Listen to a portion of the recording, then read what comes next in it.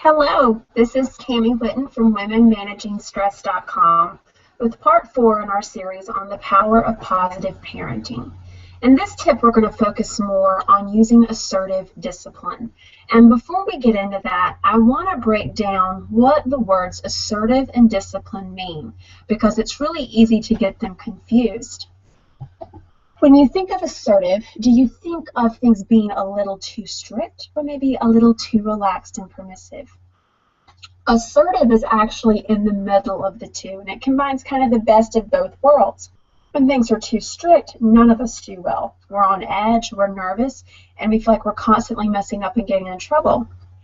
When things are too relaxed, it's easy to feel like we don't matter, things don't care, there's chaos, and our needs aren't being met. So assertiveness is when we're able to speak up and share, and there's a mutual respect and kindness that goes both ways. Discipline is sometimes a little bit trickier of a word. Most of the time when we think about discipline, we think in terms of punishment, but actually the word discipline means to teach. So when we talk about concepts like self-discipline, we're teaching ourselves. We're teaching those limits and those boundaries that work well, that keep us safe within the confines. So today we're going to dig a little bit deeper into assertive disciplines, and I'm going to share some strategies with you to help prevent, and some things that you can do when things start to go sticky and a little bit wrong.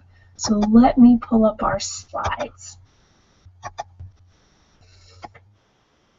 Okay.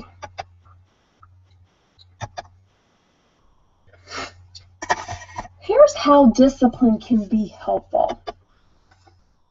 It helps all of us to learn.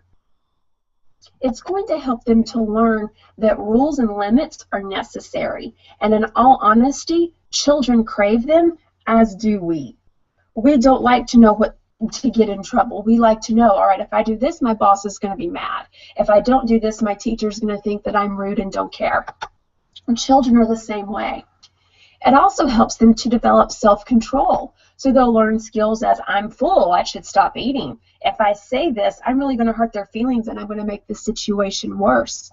If I do this, I'm not going to get a good grade and I'm not going to be able to advance to the next one. Discipline also helps our children to consider others, their siblings, their friends, classmates, even us. And it also helps them to express their feelings in ways that respect the needs of other people around them, along with taking responsibility for their actions. And as you look at this list, you can see how having the structure, these guidance concepts, is really going to help our children to grow up and to be the type of children that we want to be responsible for raising. So, discipline, we've kind of got a plan with discipline. We have consistent rules and expectations that we enforce and share. It works best when children live in a predictable world. So if you're moving, maybe if you parents are separating, maybe if someone's sick or has recently passed away in your family, you may find that it's harder to maintain some of these rules and that they act out a little bit more because things are unpredictable. Discipline also works when they get lots of good attention for good behavior, not just attention for things when they're cutting up or doing something that we don't want them to do. Discipline's also very effective when we have reasonable expectations for our children. It's hard for me to sit through certain things, even now as an adult, even things I want to learn and hear about. So it's very difficult for them too, because to them, an hour is much longer than it feels to us. Discipline's also working and effective when we are fair and we have predictable consequences that they can expect. If half the time they don't get in trouble for brushing their teeth, and then another time they do get in trouble on the days when grandma's coming over, or they're going to church or having pictures taken, they're not going to be so great at remembering to do that because we're not consistent. And discipline is also effective when we support each other as parents instead of undermining or saying, that's too strict, right in front of the kids. So the next couple of slides are going to focus on some strategies. And this first slide is going to focus on some of the preventive types of things. So before we go further, I want you to think of a time or a situation when it's really stressful and your kids act up? Is it when you are going to the grocery store and they're with you? Is it when you're going to church? Is it when they're around certain people? So when we're coming up with these things that prevent, we want to prepare in advance. And in some of the other types of Triple P training that we do with families one-on-one, we actually come up with plans that get this preparation done and how we can even prevent there from being a problem or an outburst at all. We can arrange the activities. Parents do this a lot. Let's say if your child has a doctor's appointment, you know they're waiting a long time, we put movies on our phones, or we bring in a portable DVD player, something that they can watch that will capture their attention. How can we arrange these activities so that it will be beneficial to them and keep them from getting bored? We also set ground rules and we share them in advance, saying, hey, you're not supposed to do that, when they've not really heard it before and they're in the middle of doing it, doesn't set either of us up for success. And again, we're going to praise, praise, praise all the good behavior that we can, be excited. We're going to watch. Knowing that our parent is watching us keeps us out of a lot of trouble. I know I was that way as a kid. My mom was around a lot. She was looking out the windows if she wasn't outside. And I knew that if I did something that crossed the line, I wouldn't get away unscathed. Another thing that we can do is use planned ignoring for minor misbehavior. And that's the key. When there's bigger things, we don't want to ignore it, because that sends a signal, this is okay, I'm a little nervous about getting involved, or I didn't really see that, we're just going to pretend it didn't happen. One thing I remember when I was in kindergarten, there were certain words that I had never heard before, and one of them was tattletale. And so my mat during that time was right by the teacher's desk. And every time a kid would cough or whisper something to another kid, I thought I was doing the right thing by letting the teacher know, because she was grading papers and doing things. She had no idea who was doing what. And being the oldest kid at home, I really thought I was providing a service to her. So every time somebody would do something, I would sit up and look at her and say, Mrs. Suzuki, that was such and such. And then I'd lay back down. And then somebody else would do something, and I would tell her who it was. Finally, she looked at me and she says, Tammy, are you being a tattletale? Sorry, I had to grab some water. And at that point, I'd never heard the word before. So she used planned ignoring. And then finally, she said something that made me stop and think. And even though I didn't exactly know what that word was, I was able to put it together based on that. And then the next thing we can do to help prevent is to use our voice effectively.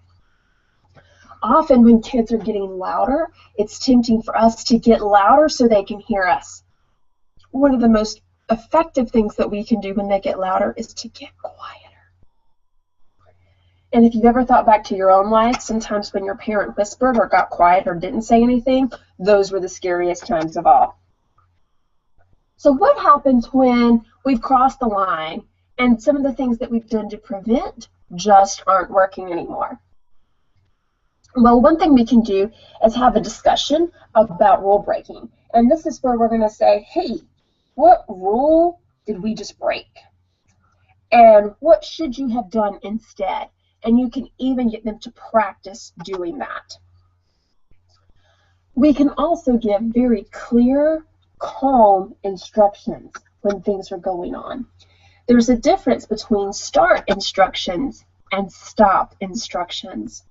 With start instructions, we're going to tell them what to do and how to start something. So turn the TV off, please, and come to the bathroom so you can get your bath or brush your teeth or whatever it is they're doing. We give start instructions twice. So, hey, Tyler, it's time to turn off the TV and come in the bathroom so we can get ready for bed. Wait a few minutes, Tyler is moving. Tyler, it's time to turn the TV off now, please. Stop instructions are when a child is misbehaving and we need them to stop doing what they're doing. So with start instructions that we give twice, they're not misbehaving, they're more not following directions or not acting or doing, or it's time for them to switch to another activity. Stop instructions we give one time, and that's when we need them to cease and desist immediately. Stop jumping on the couch. You can go outside and jump and run and scream and hoop and holler all you want if that's what you want to do. We're telling them what to stop doing, and we're also giving them a way to either do what they want to do, how they can do it and not get in trouble, or we're even telling them what to do instead. Stop jumping on the couch and instead sit in the rocking chair and I'll come read a book with you. Avoid the word don't as much as possible when you're doing this, because what happens when we say don't run around the room, then they start jumping around the room or throwing things. They just replace one behavior with another. So we need to tell them what's going on. The next thing to do is to take away a problem activity. If they're not behaving and doing something appropriate, let's remove that for a short time. We can try returning to it later if you think that they'll handle it okay and to see if they've learned. We also can back up instructions with quiet time. Have them sit on a chair for 2 or 3 minutes if they ignore those 2 start instructions. And then we can do timeout for serious misbehavior. Quiet time and timeout are slightly different from each other. Quiet time is just kind of let's calm down, let's get everything together here, whereas timeout, we're pulling them away from the people.